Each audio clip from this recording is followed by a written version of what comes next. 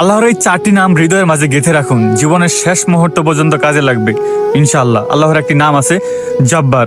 আপনি যদি ভিতর থেকে অনেক কষ্ট পান, হৃদয়টা যদি ভেঙে যায়, তাহলে পড়ুন ইয়া জব্বারু। এর মানে হলো, হে ভাঙা হৃদয় জোড়া লাগানোর রব, আপনি আমার হৃদয়টা জোড়া লাগিয়ে দিন। আপনার যদি রিজিকের প্রয়োজন হয়, তাহলে আল্লাহর এই নামটি পড়ুন ইয়া রাজ্জাকু। এর মানে হলো, হে রিজিক দাতা রব, আপনি আমার রিজিকের দরজা খুলে দিন।